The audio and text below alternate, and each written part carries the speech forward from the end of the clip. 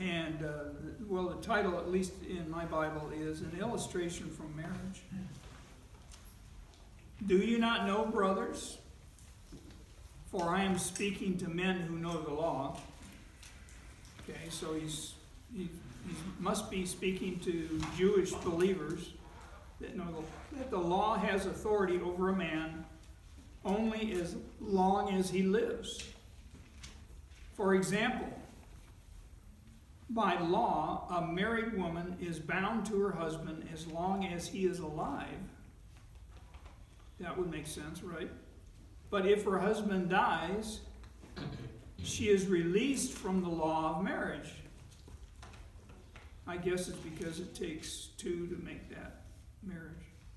So then if she marries another man while her husband is still alive, she is called an adulteress. But if her husband dies, she is released from that law and is not an adulteress, even though she marries another man. So, my brothers, you also died to the law through the body of Christ, that you might belong to another, to him who was raised from the dead, in order that we might bear fruit to God.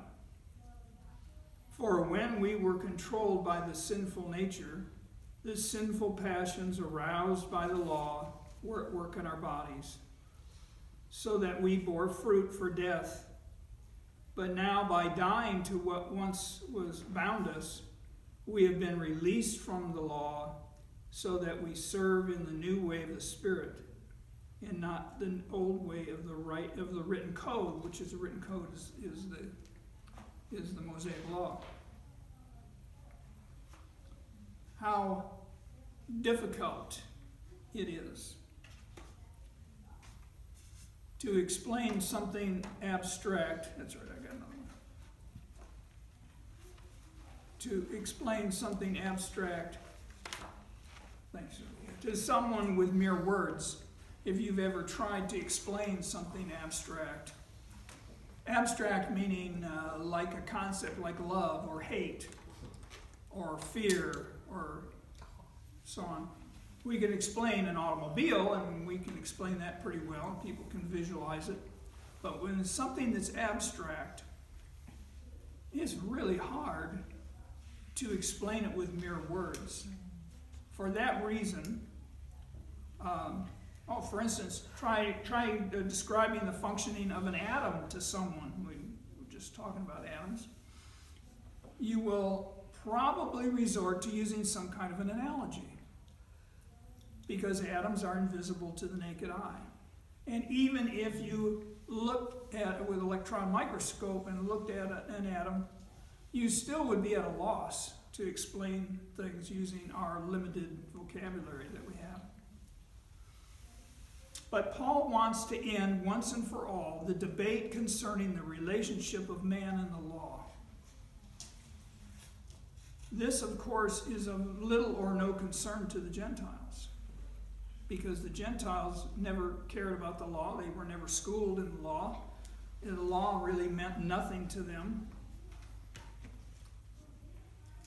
But the law is deeply ingrained in the minds of the Jews. This is something that from the time of their bar mitzvah, when they became of age and they could learn about the law, they became schooled in it. Now there are Jewish and Gentile followers of Jesus, and Paul wants this to be crystal clear, because there was a lot of resentment among the Jewish believers when Paul taught about the law, because the Jewish believers, even though they believed in Yeshua, they believed in Jesus as their Messiah, they still kind of were clinging to, or they had this sack carried on their back of all of the stuff that they were taught as young people. The it's law. Hard to give up and stuff. Yeah, it's very, very difficult to give up.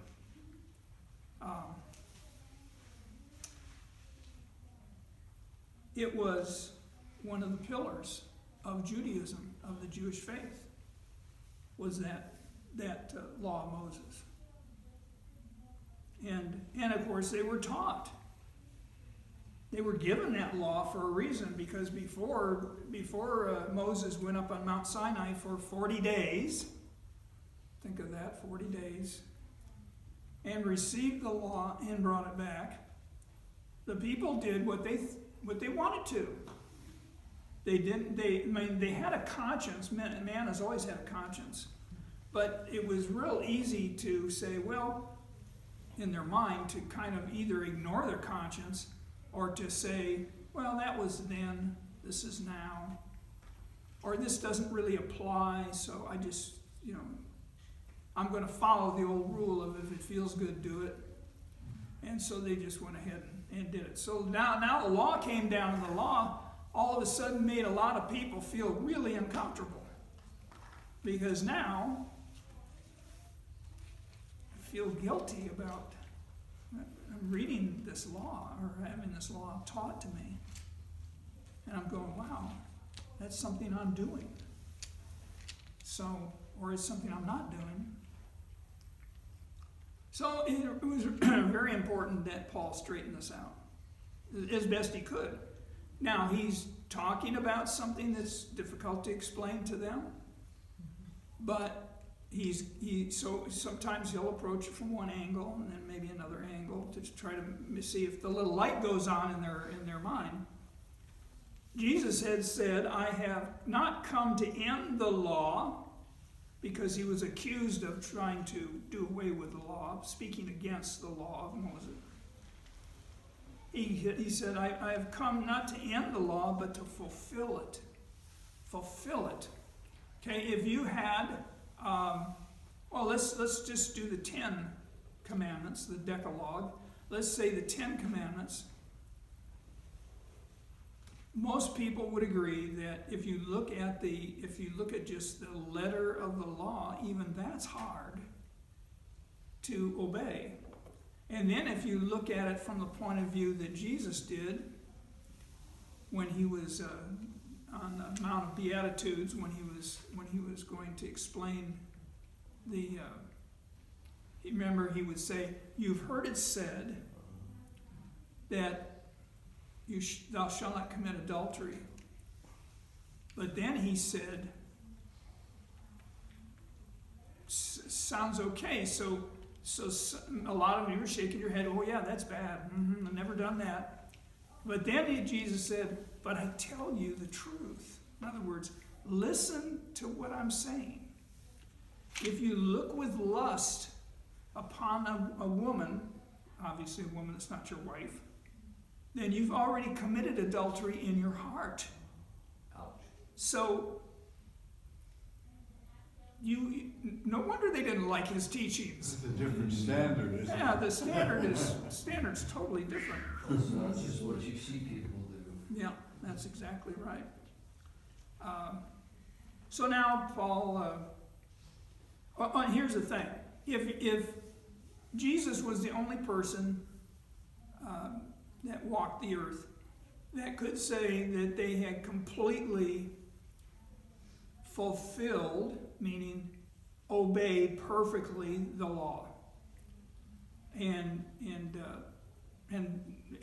that's your only way. If you're looking for how do I get to heaven without Jesus, well, then obey the law perfectly. Nobody can do that. Jesus was the only person that could. So what about us? Well, when we submitted our lives and surrendered to Jesus, and we became as one with him, then the fact that he fulfilled the law, we're under that umbrella. And so when it comes to what the law says, because of being one with Jesus, Jesus fulfilled the law, therefore the law doesn't have a hold on us. And that's really the only reason why, because otherwise, for the rest of the world, if they want to rely upon obeying what the Ten Commandments said, then they'd have an impossible task. So he uses Now here's where, and we just read about it. He uses an illustration from marriage to make a point. The law has authority over a man only as long as he lives. And he's using marriage because marriage was, common example to be used, but there are lots of other things that you can think of. Someone has a contract with you to buy your property or buy your house or rent or do whatever, and that person dies. That contract's no good anymore because that party's gone. So a good lawyer will handle all of that and make sure that it's written up in such a way. He continues, for example, by the civil law, a married woman is bound to her husband as long as he lives. But when he dies, she is no longer bound to him. Well, if he's dead, I don't think she'd want to be bound to him anyway, but as far as the law is concerned, she is released from the law of marriage. Now, you do know, I'm sure heard that told that in Judaism, in the religion of the Jews, that it was possible, very possible, in fact it was very frequent, that people would become divorced. Because even when Moses was alive, and they didn't like their wife, she burned the tortillas or whatever she did wrong. And so Moses would say, write out a letter of divorce and give it to her. A letter of divorce, okay, so he's being given this ability to be able to put down, he probably didn't even have to give any reasons why, but okay, your time's up, move on. And so the woman then is, as far as the law was concerned, she's separated from that husband, but she's really in disgrace, and it wasn't a good solution to the problem, because the men were constantly doing this. They weren't taking it very serious. But then when people asked about that, and they said, well, I think the way they worded it, didn't Moses demand that we write a letter of divorce? Demand? And Jesus said, in the beginning, God created man, male and female, and he did not. You were to be. For this reason, a man would come together with his wife, and they would be bound together forever. By the flesh. And by the flesh. So here's the situation. So Jesus said, you may have figured out a way to get around what actually God taught in the law, but really, that's not the way it was intended to be from the very beginning. It was intended for you to have one man, one woman, one wife, one husband, and that was it, until the example that Paul's given, until one or the other of them pass away, and then you're free. It's really nothing that we're not able to twist, is there? Oh, no, there is not. There is not. Having just used the marriage example, Paul reminds us, and this is the reason why he gave that example in the first place, we also died to the law through the body of Christ, that we might belong to another. Through the death of Christ, if we were one with Christ, when he died to the law, we died to the law, so that we might be belong to another. So it's like, using that marriage example, we're dead to the law, and so law was like the marriage partner. Now we're dead, so we're no longer under the law, so that we could belong to another who was Jesus. So we're replacing the law with Jesus. And also, the whole reason for that was to bear fruit to God. To have our life, it wasn't just I'm going to, you're dead to the law, so now you can, and by the way, this went on forever and ever, goes on today. There is a tendency for us to feel that if we're not under some strict laws, that somehow we're going to go crazy and we're just going to do everything and anything, which an unregenerated person is going to do anyway. I told you that I was watching a story of the Wesleys, and John Wesley, of course, and Charles, his brother, and he had an older brother also. He wrote Amazing Grace, right? Or John Wesley? No. But Charles wrote thousands of hymns. Thousands of hymns. But they were both, in one way or another, became priests in the Anglican Church. And they had, and it was a very legalistic religion where you had this list of do's and don'ts that you had to follow. And so you were trying to be holy so that you could be holy enough so that God would accept you into heaven. So what were they trying to do? Earn their way. They were trying to earn their way into their salvation by their good works.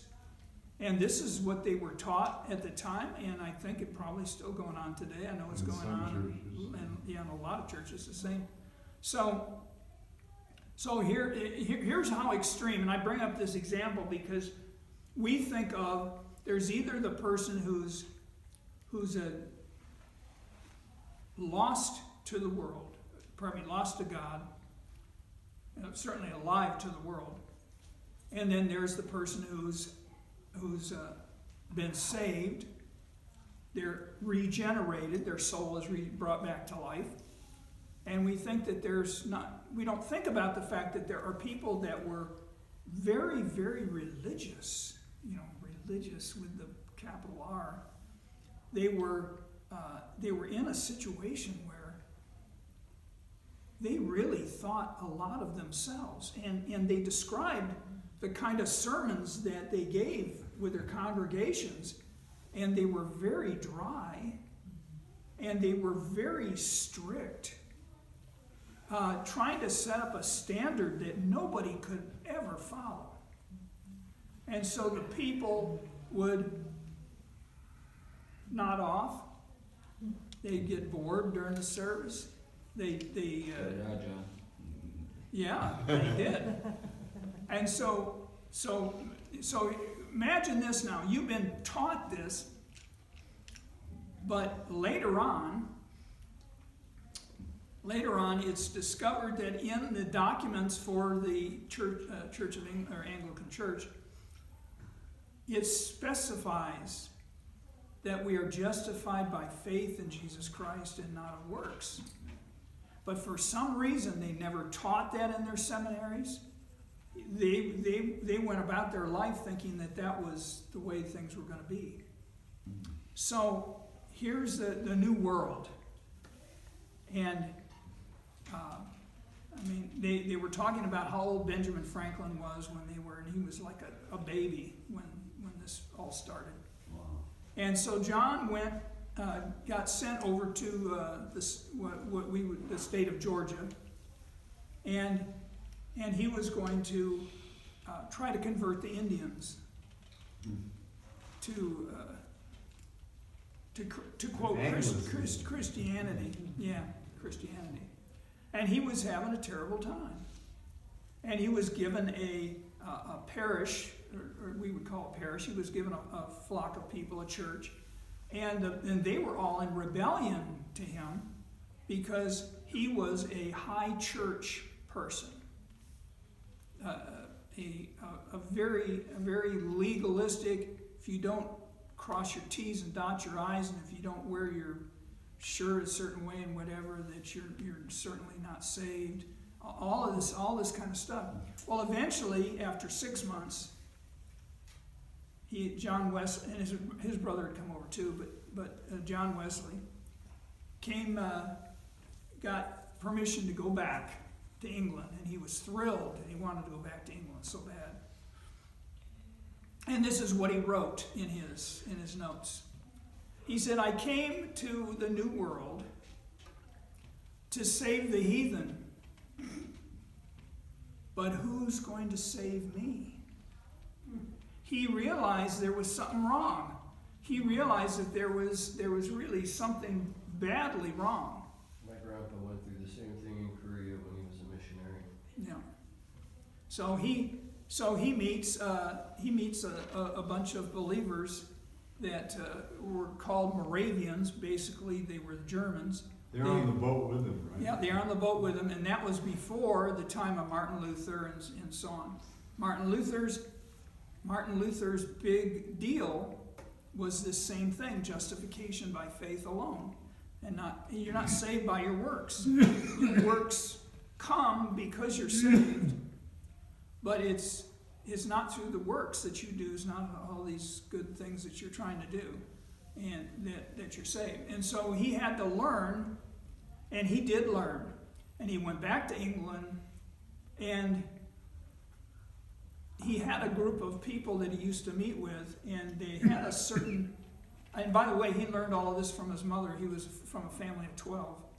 And actually, I think there were more than that, and there were only 12 survivors because of all of the things that children died of in those days. So here's my point. We're trying, if you're thinking that you can earn your way to heaven, or earn your way into God's good graces, ain't gonna work. Didn't work for John Wesley, and he started the Methodist Church because he had a method that he followed. And that's where, once he got his head straight, then everything went fine. So Paul is really doing the same thing, because the Jews were very much into earning their way into God's favor. The Gentiles were kind of a blank slate, and he could work with them. But this is still a problem today. There's still, when you ask somebody, if you were doing a man on the street interview and you said, "Do you think you're going to go to heaven?" Or if you do, "Why do you think you're going to go?" "Well, I've been a pretty good person, and I haven't been, I haven't killed anybody, I haven't robbed any banks, and haven't done whatever." In other words, in as far as my trying to earn my way is concerned, I'm doing okay. You forgot to know. You better get started. Yeah. I think murderers have a better chance. Yeah, especially if they can come to through prison ministries, if they can come to hear the truth. I follow that person when they're trying to make their own life. Yeah. Oh, yeah. Everybody's Yeah, trying. restaurant. That's right. Everybody's trying to make their way. There's no doubt. You gotta love everybody. Yeah. Well, we've got to follow the lead of Jesus, right? Mm-hmm. When we died with Jesus to the law, it no longer had power over us. It no longer had power over us. The law's power to condemn,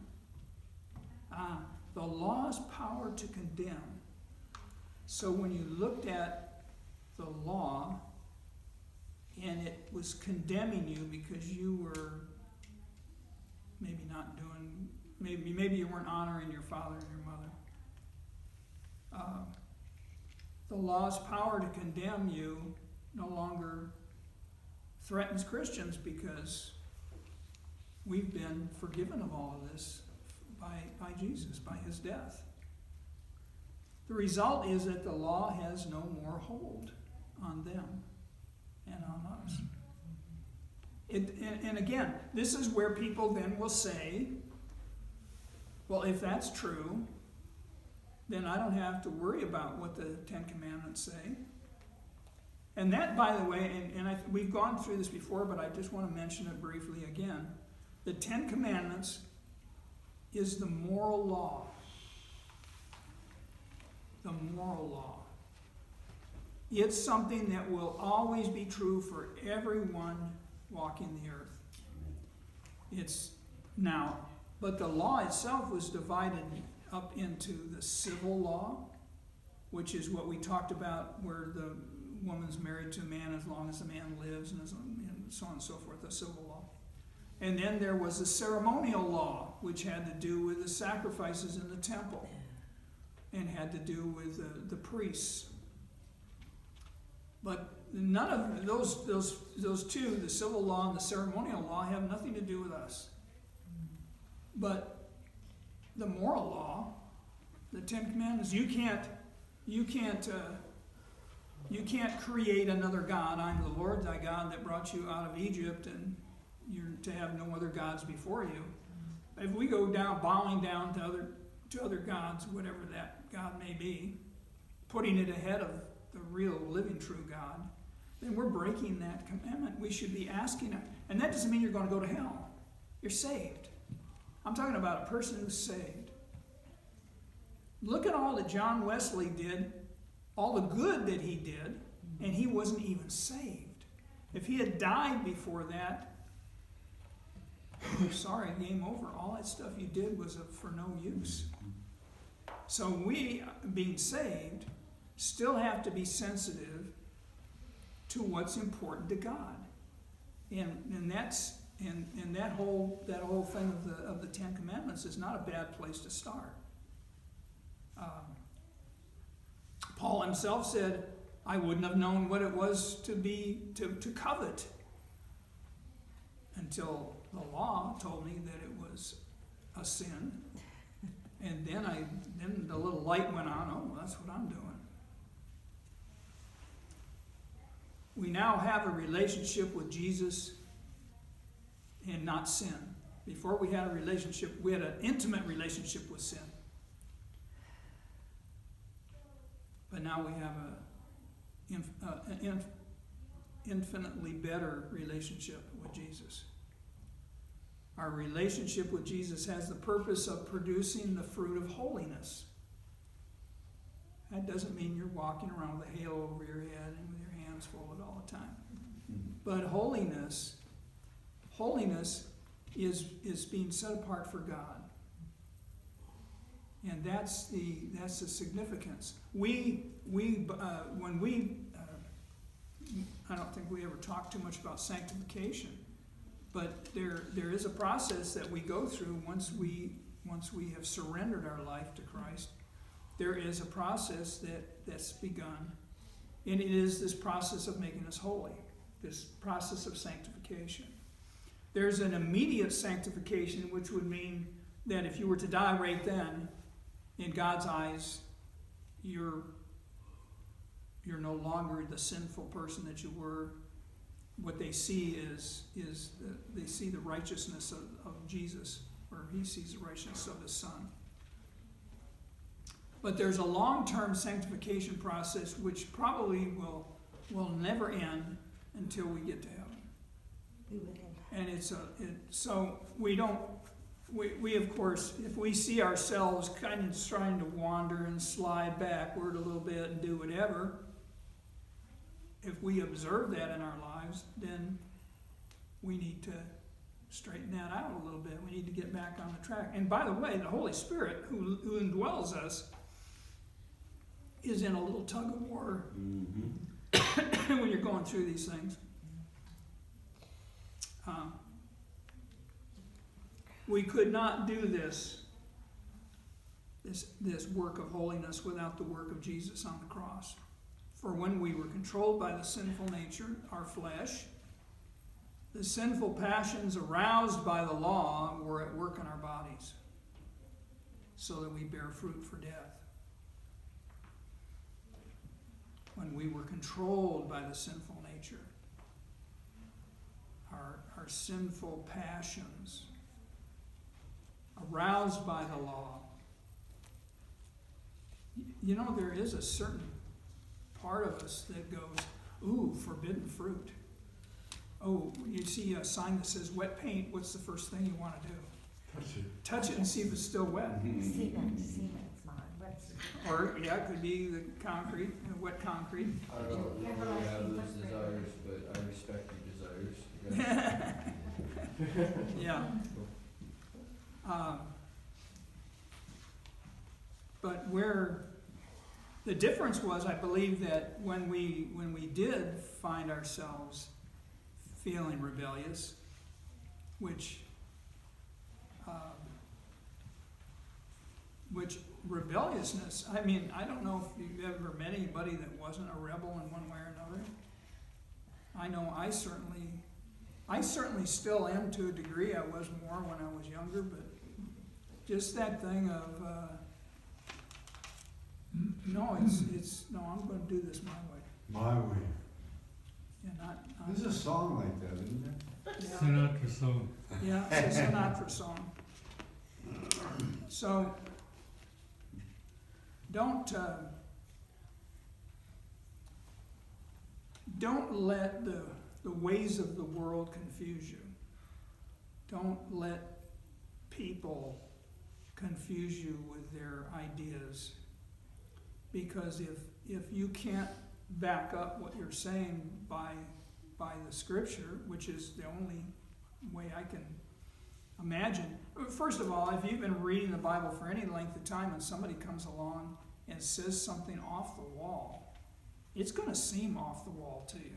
Mm-hmm. You're going to say, Yeah. there's something wrong here. I'll go right back and read my Bible. I mean, throw it up against the wall and see if it sticks. Yeah. And so you for that reason, we have to be careful about what we watch, what we listen to, and well, look at we better get our thoughts straight in a godly fashion, because we're called to talk to other people about who Jesus is and what He's done in our life. Mm-hmm. And if we don't have it all straightened out in our own head, then it's going to come across to them as, you don't seem to really understand what you're talking about, so maybe I won't. And they might be thinking that, or they may say, hey, you're full of it, goodbye. No, be prepared. Mm-hmm. People want to know, but the biggest thing is when people die in their family, they want to know what's going to happen to Aunt Susie now that she's died. Or is there really a heaven? Is it real popular to say that there's no hell? If you're going to design a user-friendly theology, wouldn't you say, well, first of all, there's no hell, so there's no eternal punishment, and maybe there's a heaven, but they may decide that there's not even that. But we know better. We know better. Okay.